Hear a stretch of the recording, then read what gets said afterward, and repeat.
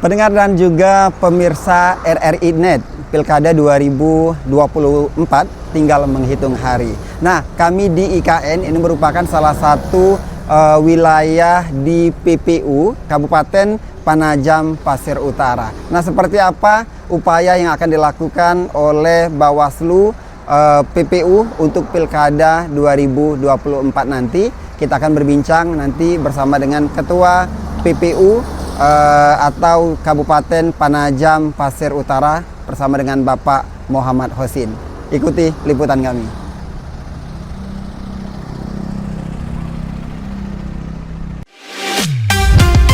Mengudara di Ibu Kota Nusantara IKN, Smart Sustainable Forest City.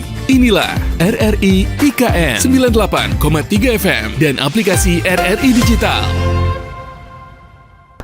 Pendengar dan juga pemirsa RRI Net, Pilkada 2024 tinggal menghitung hari, 27 November 2024. Nah, seperti apa kesiapan dari penyelenggara Pilkada 2024, KPU dan juga Bawaslu tentunya. Nah, kita akan ngobrol seperti apa kesiapan dari Bawaslu Panajam Pasir Utara. Saat ini saya bersama dengan Ketua Bawaslu Kabupaten Panajam Pasir Utara, Bapak Muhammad Hosin. Ya. Selamat sore, Pak. Hosin aja panggilannya ya. Hosin. Oke. Biar agak lebih mudah panggilannya, Mas. Iya. Mas panggilannya. Mas Hosin ya. Apa kabar, Mas Hosin? Alhamdulillah baik. Mas Hosin tadi di awal ya. Pilkada 2024 tinggal menghitung hari, 27 November. Ini kesiapan dari Bawaslu PPU ya. Iya. Kecamatan Panajam Pasir Utara. Kabupaten Panajam Pasir Kabupaten Utara. Panajam Utara. Silakan. Untuk kesiapan yang jelas dari awal sejak tahapan sudah dimulai pada beberapa bulan yang lalu, tepatnya pada bulan Juni itu sudah mulai tahapan pilkada atau pemilihan dalam versi normal. Kami jajaran sudah mulai dari SDM-nya, kesiapan dari fasilitasi dan sebagainya kami sudah siap. Artinya kalau bicara soal kesiapan pengawasan, maka tergantung teknis apa yang akan dilaksanakan oleh KPU, maka Bawaslu di situ harus hadir. Harus hadir ya. Harus hadir. Baik. Dan infonya juga besok hari Senin ya. Iya. Akan ada penetapan nomor urut, pengambilan nomor urut. pengambilan nomor urut Iya. pasangan calon. Ini Iya. seperti apa juga pengawasan dari Bawaslu? Untuk tahapan saat ini kan yang akan dihadapi pada tanggal 22 itu adalah penetapan pasangan calon. Oke. Kemudian pada tanggal 23 pengambilan nomor urut. Maka kemudian pada tanggal 24 itu adalah masuk masa kampanye. Oke. Nah, sementara untuk kesiapan Bawaslu sendiri, pertama memastikan bahwa dalam pelaksanaan tahapan ini yang justru harus lebih siap Ya. adalah KPU sebagai pelaksana teknis. Ya. Karena dari keseluruhan tahapan-tahapan yang menjadi potensi kerawanan dalam hal ini, kerawanan pelanggaran, Ya. itu setidaknya kita mitigasi ada 3 kalau dalam pelaksanaan tahapan. Apa aja itu, Mas? Yang pertama adalah soal administrasi. Bagaimana kemudian KPU melaksanakan sesuai regulasi dan juknis yang sudah ditetapkan oleh KPU Republik Indonesia. Yang kedua adalah potensi pidana.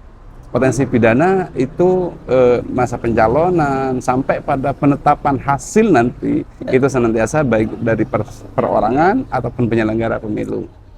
Yang ketiga adalah soal etik ya, etik baik etik penyelenggara ataupun etik pihak lain yang terlibat dalam pelaksanaan. Misalkan etik seorang ASN, TNI Polri itu menjadi bagian dari mitigasi yang akan dilakukan oleh Bawaslu. Nah, dari 3 tadi yang jelaskan, ini paling rentan ini kalau di PPU apa ini pelanggarannya? Kalau bicara soal rentan itu semuanya sangat rentan. Yang pertama administrasi. Administrasi ya. Administrasi siapa yang melakukan penyelenggara teknis tahapan dalam hal ini adalah KPU.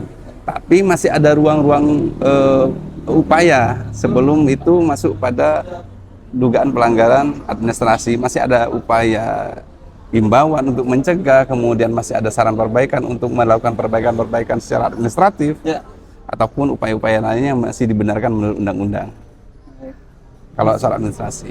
Mas Hosin, ini kita tahu bahwa IKN juga masuk dalam ruang lingkup pengawasan untuk pilkada di Kabupaten PPU ya, dari Bawaslu. Betul. Ini seperti apa kalau kita melihat mungkin berkaca dari pemilu di Februari kemarin.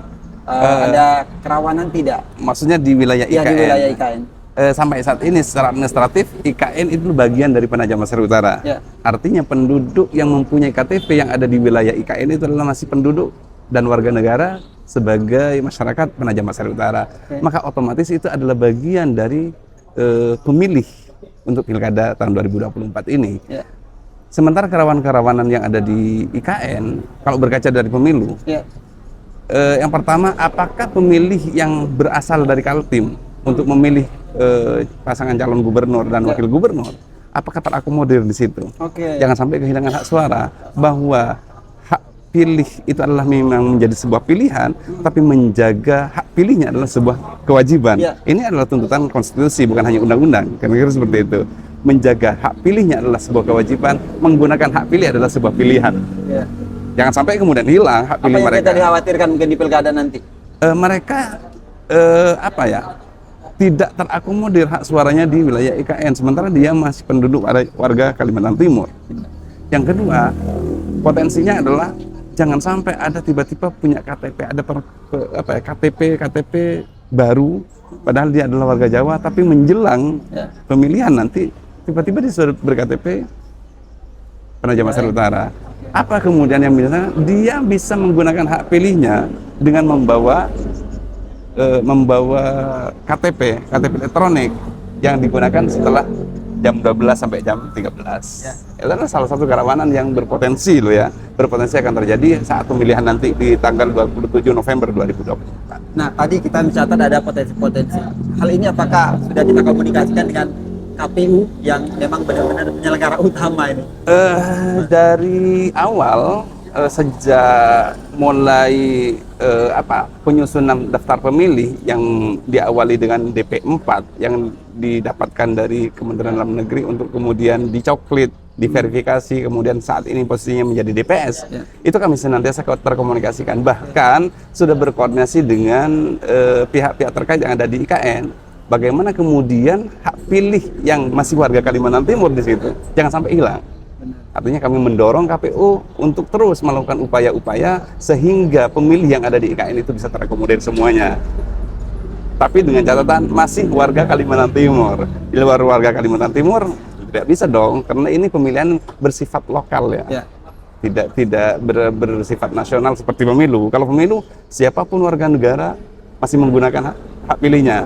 Setidaknya satu pilihan, presiden dan wakil presiden. Karena masih warga Indonesia, dimanapun Anda berada, kan kira-kira itu bisa menggunakan hak pilihnya. Baik, kalau di ini bupati, wakil bupati, gubernur dan juga Wakil gubernur, pimpinannya. hanya ada 2 jenis surat suara. Baik, satu lagi nih, Bu Baik. Husin. Sejauh ini catatan pelanggaran yang terkait dengan pilkada 2024 dari Bawaslu PPU, silakan. Untuk catatannya, kita berkaca pada pelaksanaan pemilihan tahun 2018 ya. Ya. 2018 itu ada pidana. Di kapan terjadinya pidananya? Saat pelaksanaan kampanye. Kemudian soal netralitas ASN. Netralitas ASN ini sangat berpotensi. Kenapa? Ada keberpihakan yang dituntut untuk dilakukan karena pertama ini soal karir sebagai ASN yang kemudian bagaimana kemudian bupati, pemimpin terpilih, Ya. itu ada keberpihakan pada dia nanti gitu kan. Artinya ada kepentingan di situ untuk keberpihakan. Itu salah satunya. Jadi 2 hal tersebut yang berpotensi saat masa kampanye. Keberpihakan dari netralitas ASN dengan netralitas kepala daerah. Kepala desa. Yang kemudian kedua adalah soal pidana. Kalau yang bersifat administratif itu lebih notabene yang akan melakukan hal tersebut adalah penyelenggara pemilu, nama ini KPU.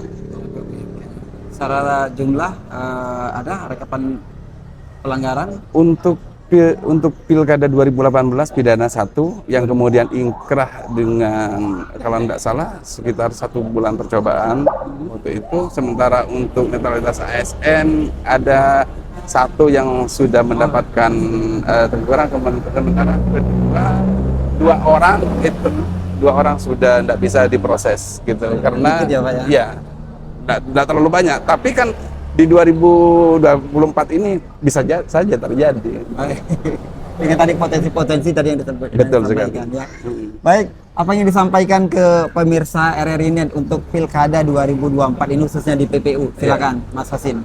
Baik, ini pesan dari penyelenggara pemilu dalam hal ini adalah wilayah pengawasan kepada masyarakat secara umum, khususnya warga Penajam Pasir Utara. Bagaimana kemudian kita berpartisipasi aktif.